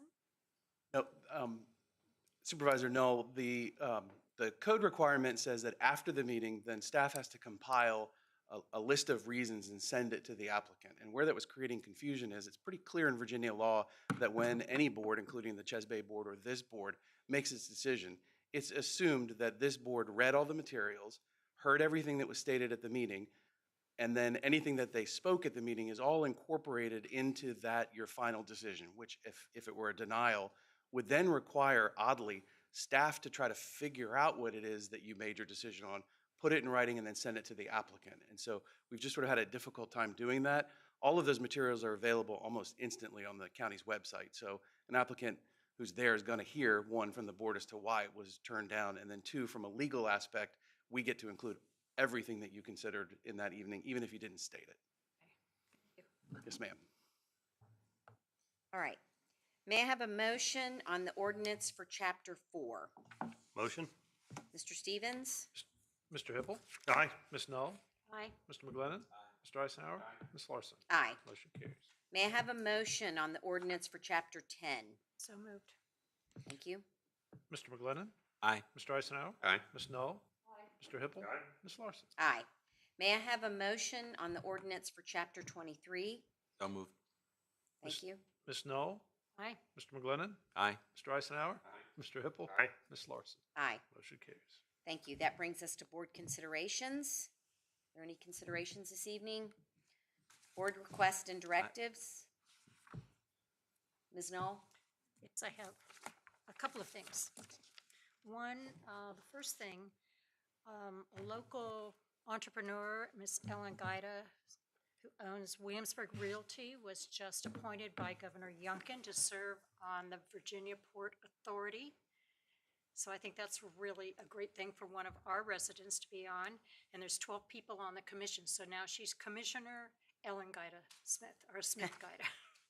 Secondly, I went to the ribbon cutting for a new country station we have here locally, 107.9, and the ribbon cutting was very well attended. And it's another radio station, that's great, and it's for us. Today, I went to the ribbon cutting for North Carolina Furniture, who bought a portion of the pottery, because that's 3 parcels out there. They bought a big portion of the pottery. They have redone the building. It's absolutely gorgeous. The furniture is beautiful. It's locally owned by a family that's grown up in Kings Mill, and they also have another store down in Denby. So I just encourage people to go there, see what they've got, and they're wonderful people. The daughters, they have 3 daughters. One daughter is running the store. The parents are in and out, and the other 2 daughters are working there. So it's a true family event, and I hope everybody goes there because it's just gorgeous. And it's nice to see things going in west of us, up past the village of Lightfoot and my district. So that was really, really good. And then last night, Mr. Eisenhower and I went to the meeting at the Legacy Hall to discuss Mr. Henderson was there, to discuss the strategic plan for the county for the next 5 to 10 years. And that was really well attended, and I think everybody enjoyed that, and they were able to ask questions and so forth. That's it. Thank you. Thank you. Good. A couple of things. I think, Ms. Larson, you were at Ms. Fowler's reception. Yes. So I was very pleased to attend a reception in honor of Betsy Fowler, our recently retired librarian for the Williamsburg Regional Library. It was remarkable to hear all the accomplishments that she had over her career, both prior to coming to Williamsburg and as, of course, our own library director. Also wanted to mention that on October 2nd, I'm going to be having a community meeting in Grove from 6 to 8 p.m., and that will be at Little Zion Church. So we'll be looking at a number of issues that are affecting the Grove community and giving them some updates on timing of certain activities that are going to occur. And wanted to also recognize, first of all, Cliff Gerton, who passed away recently. Cliff, I first met about 25 years ago when he was, as just out of his own interest, lugging blocks down to a washed out dam at Lake Powell, trying to bring up the water level again. And he spent most of the years subsequent to that working on his dream of creating a memorial to Iwo Jima at the intersection of Neckoland Road and Jamestown Road, including spearheading an effort to have a statue replica of the Iwo Jima memorial, transported, cast in Italy and brought to the site. Cliff passed away at the age of 94 and one day less than his 95th birthday. And I know that monument, which may or may not stay in that location, but it will be a great addition to the community. And finally, I wanted to express condolences to Laura Gukwa, who's an active resident of Grove community and a very clear presence at James River Elementary School, on the passing of her husband, Robert. It was, I know, a long and painful process during which he passed away, but he's certainly led an interesting life, and he and his wife were very important citizens in reporting activities, advocating for Grove, and I know he will be missed. The only thing I would add is that in addition to the strategic planning thing, and I went to speak to a group, the Crown Colony Club at Ford's Colony this last week, and it's a very interesting group. They had lots of questions, and I always look forward to an opportunity to get out and try to communicate with our constituents, and that was another good opportunity. I also have one other thing. The Chamber of Commerce Military Affairs Committee is going to be doing Home for the Holidays again this year, and so I have the brochures here. I'm going to have one for each of my fellow board members. It's a little QR code in the back. You can go right there and donate if you so desire. I have some additional ones for anybody on the staff that might be interested. It's totally voluntary. The important thing about this is done by individual citizens and some of the veterans groups and many of the businesses that donate to support this. Last year, we reached a new high water mark. We sent 44 travel stipends of $300 a piece. It's about $13,000 was raised in the community. And this is aimed at the very junior enlisted at Yorktown and at the Coast Guard Station. They have to apply, and they have to give us a very clear understanding of how this would help them get home, and this helps defray their travel expenses. It's a very worthwhile program, and a lot of our veterans in our community really support it, and we're grateful for that assistance. Wonderful. So earlier, one of the speakers said that we were off, and we were off for our regular and business meeting. We did have a special meeting, but we were not off. And so I am going to talk about a lot of activities, and I'm sorry to do that, but I think they're important. We had our groundbreaking of our sports complex on August 2nd. Then we had a national night out with our local police department, and we had, I believe, some of our fire department participate. It was just incredible to see the neighborhoods that participated, the number of police officers that participated, the number of supervisors that participated in it. It was just a really great event, and I just want to thank everybody for doing that. And then, of course, we did have our special meeting. I also attended the 100th anniversary of Troop 103, Boy Scout troop that has been 100 years. Oh gosh, but I was going to mention one of the presidents that they had said was, but anyway, it was a tremendous event, and they had the scouts go back they said who's here that were here in the 40s, the 50s, it was just really neat, and then so many of their alumni brought their children to this event, and so many families that are still involved in volunteering in the troop that no longer have scouts, and I was so glad that I was able to do that. Then we had our VACO summit, heard from our legislators, heard from our lieutenant governor, heard from our attorney general, heard from a candidate for governor for next year. So it was a worthwhile event, heard about what might be on the legislative agenda moving forward. Then on the 23rd, our Parks and Rec department did a health symposium that was sponsored also by Centera Hospital, and it was a women's, and I know they're going to also be doing a men's, but it was a tremendous, they did such a great job. They did breakouts about women's health. Our speaker was the president of Centera. She did a really good talk about women and our health, and told a really moving story about her own mother, who was treated harshly by her doctor when she finally went in with a very serious issue she had been putting off.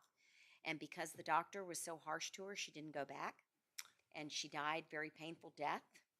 But talking about how the work that she's done to get doctors to get away from, like, instead of you're getting punished for coming in, when you do come in, embracing that and seeing what you can do from that moment on to improve health. Something that women and men often put off for ourselves. So that was very good. Then Jim and I were at a school supply giveaway that was done by Repo, and I'm trying to remember what those initials stand for. Real people educating others. Thank you.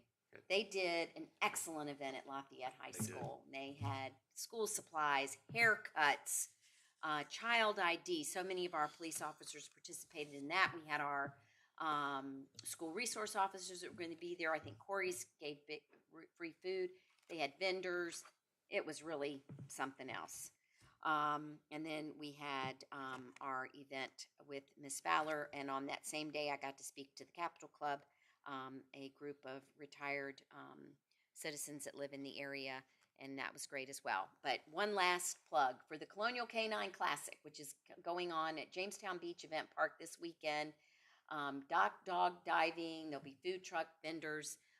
It's really going to be a really cool event, and I hope people will go out and participate in that.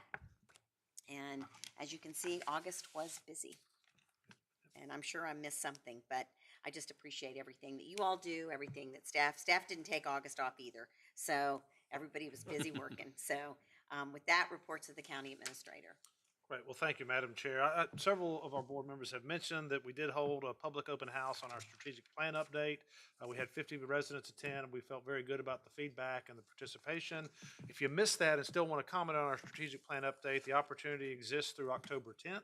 There is more information about our strategic plan current and what we are proposing, as well as a survey that residents could complete. It's at jamescitycountyva.gov/strategic plan. Or you can call and speak with Latara Rouse, our communications manager, who's sort of leading on the staff side, 757-253-6826. Again, her number, 757-253-6826. And then we would be back to conversations with the board following the public input, with the idea of having a public open house in the spring of 2025 to talk about where we think we're headed with the report of the strategic plan. So that's all I have. All right, thank you. All right, I think what we will do is we are going to recess. We're going to have Supervisor Null call JCSA into order, complete that meeting, come back in, go into closed session, and then, so we are in recess. So I believe you can open your meeting. I think so. I don't know if she knows that, but that lets your public comments go. I'd like to call to order the James City Service Authority Board of Directors regular meeting. Call to order. Mr. Powell, will you call the roll, please? Good evening. Mr. Hipple. Here. Mr. McGlennon. Scott. Mr. Eisenhower. Ms. Larson. Here. And Ms. Knoll. Here. Any speaker cards this evening, sir? There are 4 speaker cards, Ms. Knoll. Would you like them, or do you want me to introduce You them? can go right ahead with it. Okay. We'll just take them in order. The first one is Susan Dupree. Dupree. 4. Oh, 5 minutes, yes. Good evening. Good evening. Thank you all. I am the second person from Ware Creek Manor. Scott Parkinson was the first person, and we are concerned about our water system. He said he knew of 3 failures. I've had 3 failures in front of my house, just me. And I know of 3 other failures up and down the street. And our community is right about 30, 35 years old.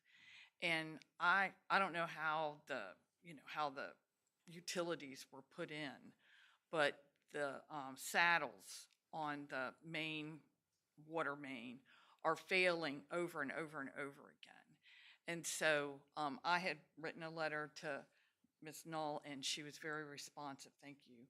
But I just wanted to point out that the community that we live in is 2 little streets. We have 60 homes, and I'm aware of 6 water breaks. So that's 1 for every 10 houses. And I just wonder if it was at Kingsmill and you had a break 1 for every 10 or 15 houses. I just would love for y'all to consider that when you do your budgeting, that we need some help out there, just so that we don't have to go through the whole process. The James City County Services crews have been wonderful. They have been very responsive to us, and they have come out in the middle of the night if that was necessary. The last one I had, the last break, the break that I had, I told the young man that answered the phone, I said, you don't have to come out. I know what it is. I said, you can wait till the morning and bring the crew, and you can work on it in the morning. But it was another break. So for some reason at my house, there's a lot of those saddles and things coming in. So I'm just following up to Mr. Parkinson. He signed up for that one, and I signed up for this one. So anyway, thank you very much.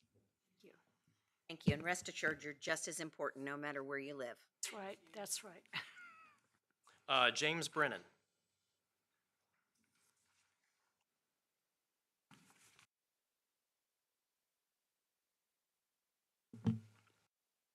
Sir, will you Chair please give your and- name and address, sir, so we just know it? Chair and Administrator, I'm James Brennan, live at 3204 Derby in James City County.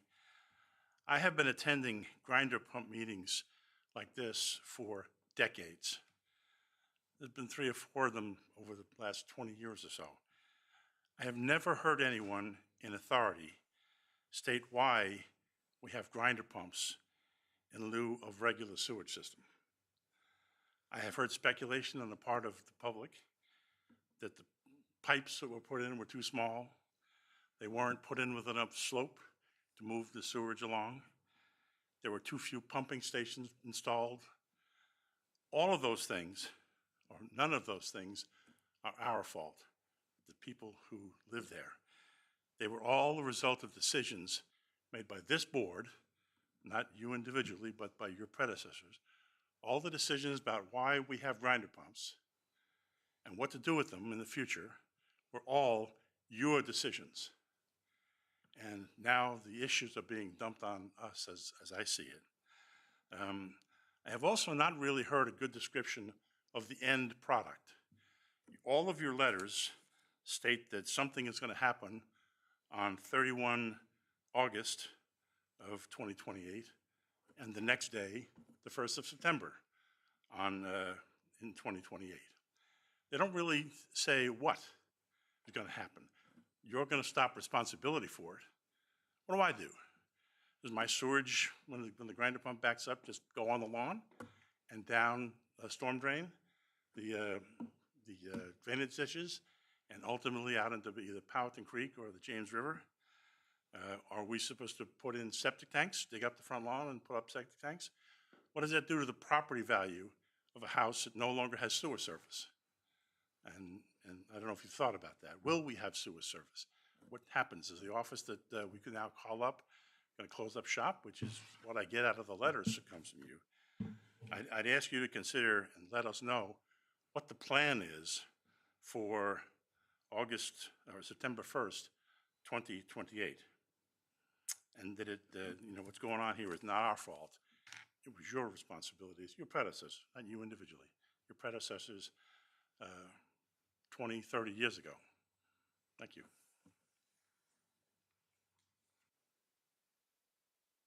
Leo Charette.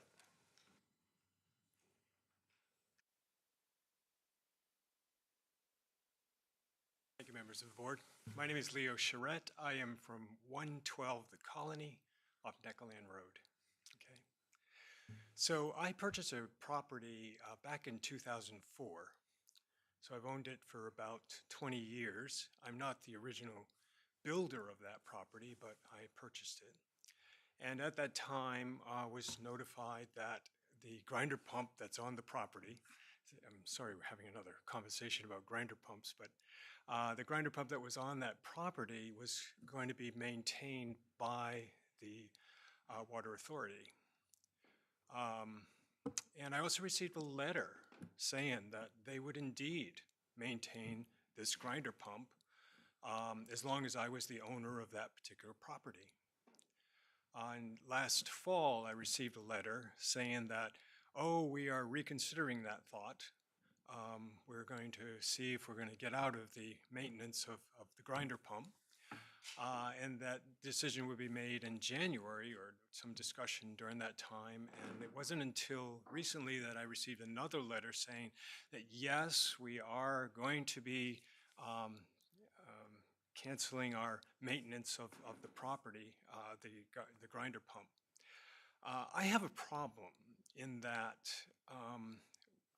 how this grinder pump was put on my property becomes difficult for me to maintain, but also it becomes a concern for my property if I wish to sell it. There's a right-of-way going through my property where the pipe is installed, and that right-of-way is owned by the county.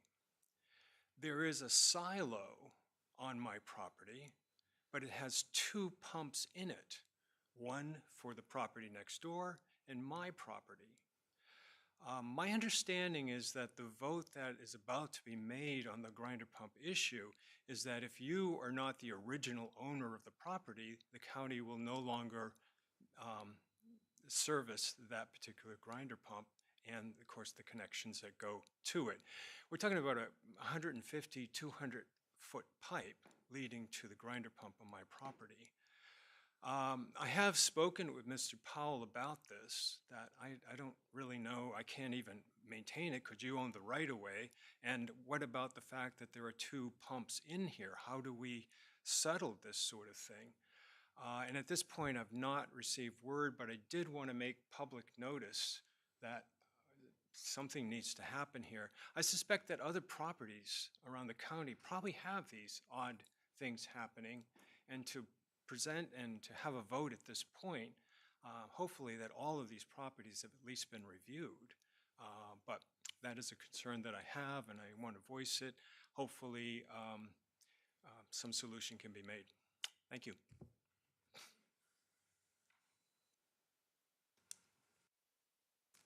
Kenneth Jen?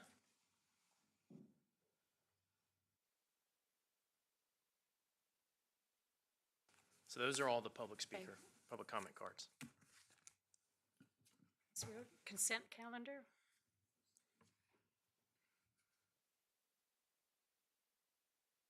Read that.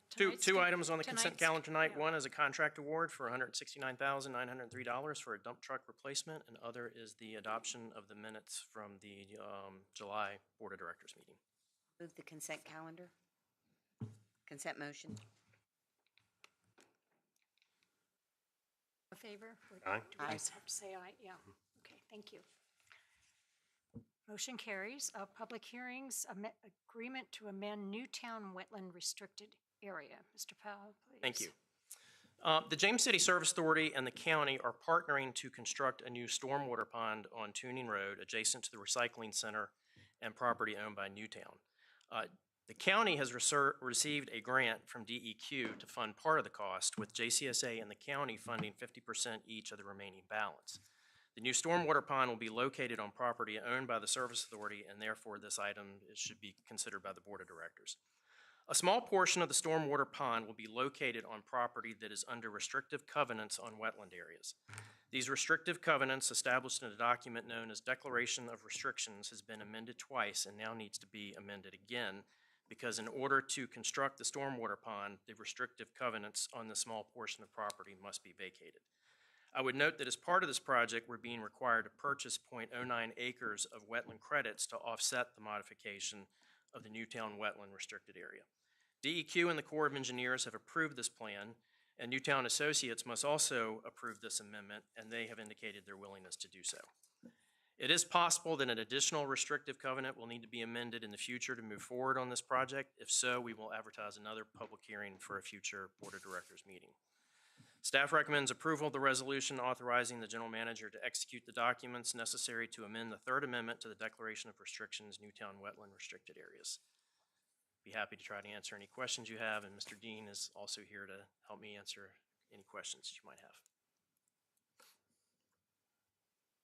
Questions? No? Do we have any speakers? Or? No speakers. Okay. Then we'll close the public hearing. Let's look to the board for discussion and our motion. Move the approval. Mr. Powell? Okay. Mr. Hippel? Aye. Mr. McGlinnan? Aye. Mr. Eisenhower? Ms. Larson?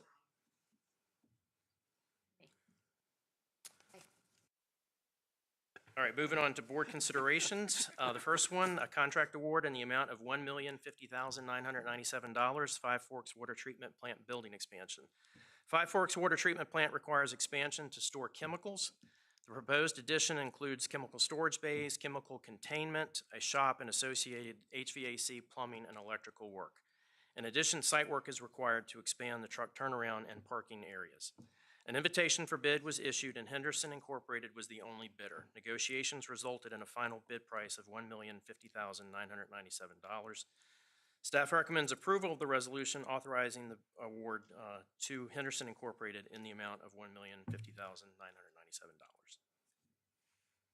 Questions? No?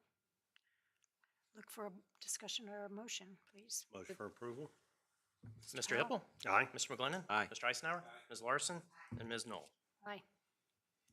And the last board consideration, the grinder pump service agreement. So in July of last year, JCSA notified customers that the grinder pump service agreement program was being discontinued in August of 2028. Furthermore, the grandfathered customers were informed that they would be required to begin paying for their grinder pump service agreement. The board approved the approved changes to the program except for deferring action on the grandfathered customers. Since then, staff has subsequently developed a revised proposal for grandfathered customers. Under the revised proposal, the grandfathered customers who are the original property owners associated with the grinder pump service agreement would continue to be covered at no charge until the program ends in August of 2028. This means that a grandfathered grinder pump service agreement cannot be conveyed with the sale of the property. Any customer who had been grandfathered but no longer is under these revisions will have the option to pay a fee to continue coverage. Coverage would be limited to pump and motor only, and a maximum of 2 replacements would be allowed until the program ends. The current annual fee is $450. Staff recommends approval of the resolution outlining the changes to the grinder pump service agreement and recommend that the changes become effective January 1st, 2025. Questions? So, Mr. Powell, first of all, thank you for all that you've done. I know this has been a long process. It's also, I'm sure, been long and confusing for people who are in this Absolutely, position. right. Because we've sent yes, no, yes. But I do think that that we do owe some, what does happen and what role do we play in that? Because I know that you and I have received regular correspondence from another constituent of mine that has great concerns about the environmental impact when this happens, if these are not properly taken care of. So, I think that we do need to provide some sort of resource for people moving forward. What can they expect? Who can they talk to about maintaining their grinder pump after 2028? Because I think we want to make sure that grinder pumps are being properly maintained, that we do not have sewage in the front yard. I don't know. I assumed that the reason that people have grinder pumps is perhaps houses were put on land that couldn't handle a regular sewage system. And so that's how we got to a grinder pump system. I don't know if that's correct or not. But so I do think that we need to work towards that. Sure. Sure. That type of thing. And then the gentleman that came up forward earlier, that seems to be an anomaly, and it's what hopefully we would be able to help him through that process as well when he has got a right of way. I mean, there's got to be some areas where we're going to have to step in and help Right. through this process. So in terms of what happens in 2028. I'm aware currently of 3 private companies that will maintain grinder pumps. I mean, in fact, the Service Authority contracts out the maintenance of the grinder pumps. So we're contracting it out to a private entity as it is, and there are other private entities that will also do that. So the thinking is that, when 2028 rolls around, that property owners, if they want to have a service agreement on their grinder pump, that there will be a private sector option for that. I would note, and sometimes I think there is a misconception about this, people today are not required to have this agreement. There are probably several hundred grinder pumps in the county that don't have an agreement with us. They may have an agreement with someone else. They probably don't. They just contract with somebody to fix it if it does need repair. So there are options and will be options, private sector options for the maintenance of grinder pumps. You mentioned, how did we get to these grinder pumps? I think for me, it's probably more speculation than anything, but I've heard some frustration from residents that that developments were allowed to develop with grinder pumps instead of requiring the developer to put in a pump station. And so I think you heard some of that in the public comment today. So I think there is some frustration there. So I don't know how to really address that at this point, but I do understand that that frustration does exist with the property owners. I think there was and in terms of Mr. Charrette's comments, he and I have talked, and I think his concern is that the JCSA has a right of way on his property that was related to a dual grinder pump. The dual grinder pump, as you know, have presented us with a lot of issues in the past.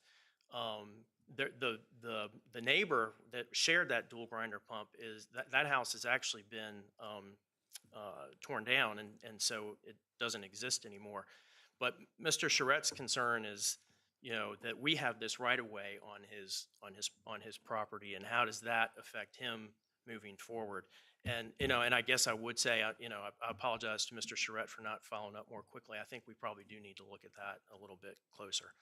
And then I think you had another question, Ms. Larson, but.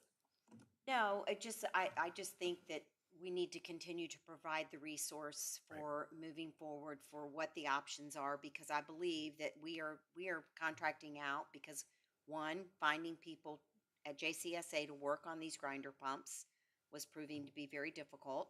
Finding the parts to work on these So I understand, I get the reasoning.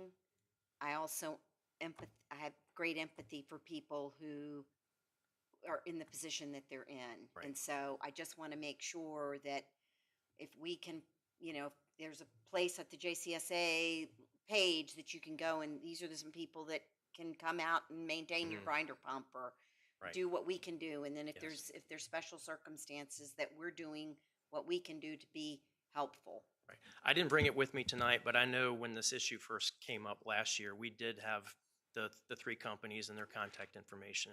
I believe we put that on our website, but I'll definitely double check and make sure that it's up there if it's not. Thank you. Let me ask, just out of curiosity, roughly how many grinder pumps are there in the county? Do we know roughly? Well, we had before we announced that we were making changes to this program, we had roughly 600. And I think we don't have an exact number, but I think we believe there's probably another 200 to 300 in the county. So there's less than 1,000 grinder pumps. Probably out of 35,000 houses in the county. Okay. Yeah. I can remember when one of the first times I had a land use case that we came before this board, and it was at Green Springs West. And they wanted to put in a new section of subdivision. And it was all predicated on having to put grinder pumps in, because they did not have the ability to put a gravity sewer in. And grinder pumps obviously were going to be less expensive than it would be to put a pumping station for just a small section of one particular neighborhood. And we made the decision at that time that we were not going to approve that, because it was, if it wouldn't drain normally, then we probably shouldn't be building there, was the approach. Now, true, in the past, there have been at least 600 to maybe 800 places where we built that we probably shouldn't have. My concern right now is that this has become, I have to look at it almost from the whole customer base, from an equity standpoint. I know Ms. Larson has had a problem with water leak on her property, and it's between the meter. JCSA has up to the meter. From there on in, she had a heck of a time. She had to have a company come out and try to run it down and find out where that leak was, and that was a cost that she had to bear. In my case, I had the same thing with the sewer. During one of the hurricanes, a tree came down. They brought some heavy equipment in, and it crushed my sewer pipe. And JCSA was very nice. They found where it was, with a camera, and said, "But it's on your side of the cleanup, so it's your problem." And I had to have them completely dig out my sewer pipe all the way down to the where it taps in, and redo it at my expense. I know that this is places that maybe we shouldn't have been doing it, but everybody else in the system has to basically support the water and sewer portion of their property on their property. Even if you have a septic like I had at a place that I once owned, it's my responsibility. I have to have the people come out and do that. This has become very expensive, and the problem is I understand the people who have them, but the problem is that essentially we are saddling the responsibility for that cost across the entire customer base. And I think there's a certain degree of equity. I understand the concerns, but I think that our goal would be to try to transition this as much as possible to private sector. Or if they want to do it through us, but we wind up contracting, it's one of those where it's a service that can be provided. If it's well cared for, it usually doesn't need that much maintenance. We've found that the bulk of the problems we have with replacing these are through abuse. Why are they abused? In some cases, I think they're abused because it's free. So I'm sympathetic to some of the concerns, but I think I have to look at it from a larger point of view, and it comes back to the point that my fellow board members, this is not something we should be approving in the future at all. If it requires a grinder pump to work, then it's a place probably we shouldn't be building. Just my two cents. I have to go along with. I've had a house that had a grinder pump, and I had to pay for the service. I couldn't do anything, but I've also had sewer systems or well and septic, and I had to pay for everything. So I do believe there's somebody who's going to come to planning commission soon who wants to build a bunch of houses somewhere where they would all require grinder pumps. And I said, no. I mean, if they want to put them in, they're going to have to maintain them. But we shouldn't even be approving any development that has them in this day and age. You don't go below ground level. That's part of the problem. So these people ended up with this because somebody was allowed to build there and made a decision that grinder pumps were okay.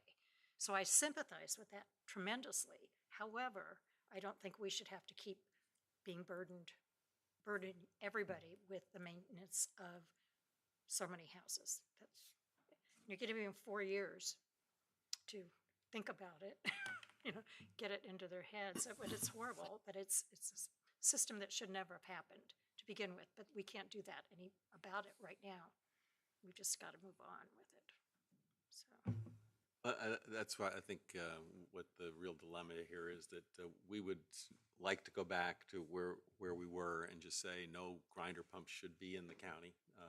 But they're there and they were allowed. And I've said many times I would not support any new development that's coming in asking for grinder pumps because it's just not the way to do development properly. I think we do have some issues. Mr. Charette's issue, I think, is a real one that we need to kind of figure out how to address that. And my sense is that the concern, I'm not sure if the folks who have the grinder pump agreements, who are paying for that agreement, in many cases, recognize that that doesn't cover the cost of providing the service. And so they are being subsidized by the ratepayers, which is not a desirable situation, obviously. But it is also the case that I think what they're really looking for is a kind of security, that they're just not being cast out into the wilderness to try to figure out things on their own. And so any kind of ways in which we can provide some kind of guidance, some kind of recognition that here are some people who do this job, here are the rates that they tend to charge, here's the kind of expectations you should have of them, might reassure people who just feel like they're sort of being abandoned.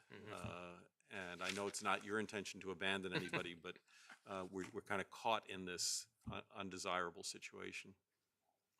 So yes, to your point, Mr. McGlinnan, I mean, if the board does approve this resolution, we obviously are going to be in further communication with these customers, and we can certainly provide some additional information in terms of resources that are available to them. And I think if customers call the service authority with questions about their grinder pump, we're always going to try to at least refer them to somebody who can help them if we're not actually doing it ourselves.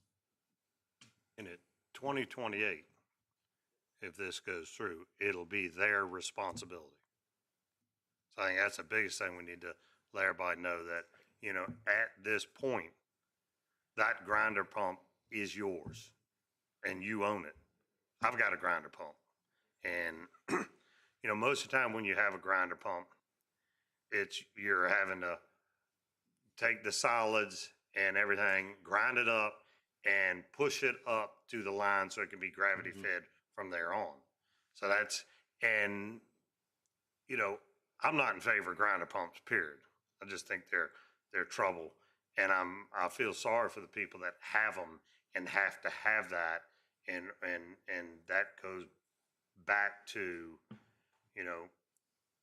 I wouldn't put it as much on the board as put it as much on the developer to develop the area and thought, I can save some money and I'll put grinder pumps in, and that's what I'll do. And I'll put that in, and that'll be less on me that I have to pay. But it gets our citizens caught in the middle, because most of them don't understand. As long as they can flush the toilet and it disappears, we're golden. And they're not understanding the grinder pump and everything else that's going on with it, and they learn it over time that it's a hassle, it's a problem, it's an extra issue that they're dealing with, that maybe the neighbor down the road is on gravity that doesn't have to deal with it. And it's similar to the issues we have in the upper end of the county with our septics and how we're dealing with it. The only difference is you can fix a grinder pump. A septic, when it fails, there's not much fixing that rascal, and that kills all your ability. But I do feel sorry for the individuals that having to deal with these grinder pumps and getting hung up in the middle of the grinder pump issue. Is there a way to take this gentleman's property that we own and say, okay, we'll convey that piece over so that he can work on it? It sounds like he's not allowed to work within that area to fix his own stuff when this process goes, and that may be something we may need to look at. It's going to also affect the house or the property next to him, because whoever owns it's probably thinking, one day I'll hook back up to it. And then we have the issue of, okay, if I own a piece of property and I've got a lot, and the only thing I can do is have a grinder pump, which you could still have, but if you don't allow something, then you're taking my land, like we've seen with the septic tanks. Well, the septic tank will not work here, and there's no way of putting a grinder pump or anything else to pump it anywhere. And so they're like, okay, but that's my piece of land. So now, it puts this board in a predicament, because then people go, well, you're taking my land because you won't allow it, because it's going to fail. It's going to fail. So, some of these lands that that will come up further down the road for development, we'll have to watch as a board and go, this land is not, and a lot of land we're talking about with the grinder pumps is not good land to put houses on to begin with. I did research with Colonial Williamsburg 40 years ago, and the Indians even had written that some of these areas weren't even worth putting a teepee on. And now we have multi-million-dollar houses on. And so, you know, maybe we should have looked at that years ago, but I do feel sorry for the individuals that have gotten hung up in this whole thing. And I know that, you know, it's a decision that needs to be made, and it's not gonna be a popular one at all. And, but if we can help any of the others that are, you know, that are hanging out there that, Sure. hey, I've got two, how do I work this out? So, thank you. Is that all the discussion? So I look to That's the it. board for I'll motion. move the May I have a motion. Mr. Hippel? Aye. Mr. McGlinnan? Mr. Eisenhower? Ms. Larson? Aye. Ms. Knoll? Okay, board requests and directives. Anybody have comments? I think we've covered it all. We've covered, I think we've done it. Yes. General manager's update, please. Just two quick items. I sent an email last week asking you if you were available for Friday, January 24th for a retreat. You don't need to take formal action. It would be part of your calendar during your organizational meeting, but as part of that agenda, we do want to have our rate study consultant there, and he's got to travel. So just wanted to make sure that date works for everybody before he makes travel plans. We're working awful far out on my calendar. So far out, we don't even have that Sorry. month yet on our calendars. Morning. Yes, my intent, well, I mean, that's what we've done in the past, but it's obviously subject to your availability. I mean, it can be afternoon if that's what works best for you. January 24th? Yes. Yeah, that's fine. I think the afternoon would be better for me, but I can work with either one, I think. Did you say that's the day we do our organizational meeting? No, your organizational No. meeting would be earlier in January. Okay, that'll good. be part of Okay, that that's calendar. fine. Okay, fine, okay. That's a Friday. And I don't necessarily, I probably don't, I can reconfirm. I may not necessarily need to confirm the time yet, you know. I just, confirming the day I might can be let you know sufficient. shortly. Okay, that'd be great. Yeah. That'd be great. Okay. I'm sometime tomorrow, I'll let you know. Okay. I'll fit it in. Sounds good.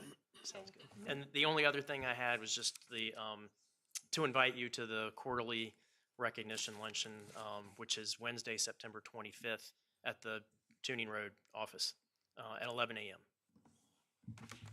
Motion to adjourn. Wednesday, the 25th at 11. Yes. Yeah, I've got that. Motion for adjournment. Thank you. To adjourn till 5 p.m. on October 8th, 2024 for the regular meeting. All in favor? Aye. All right. Thank you. Thank you. We're in recess.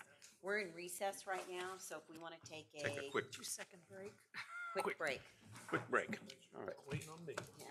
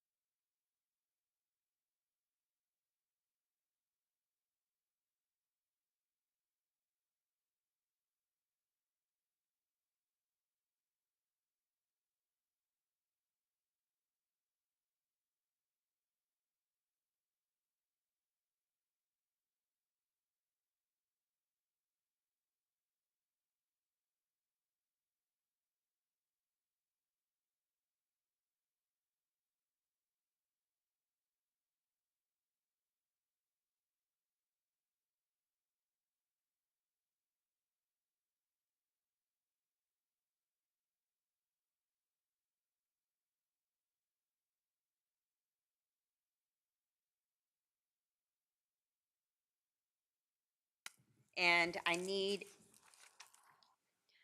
a motion to enter to closed session for the following: discussion of the award of a public contract involving the expenditure of public funds and discussion of the terms or scope of such contract where discussion in an open session would adversely affect the bargaining position or negotiating strategy of the public body pursuant to Section 2.23711A29 of the Code of Virginia, and pertaining to the contract for the joint operations of schools between the county and the city of Williamsburg. Discussion concerning a prospective business or industry where no previous announcement has been made of the business's or industry's interest and location, or expanding its facilities in the community pursuant to Section 2.23711A5 of the Code of Virginia. Is there a motion? Motion? Thank you. Mr. Stevens? Ms. Knoll? Aye. Mr. Hippel? Aye. Mr. McGlinnan? Aye. Mr. Eisenhower? Ms. Larson? Aye. With that, we're in closed session.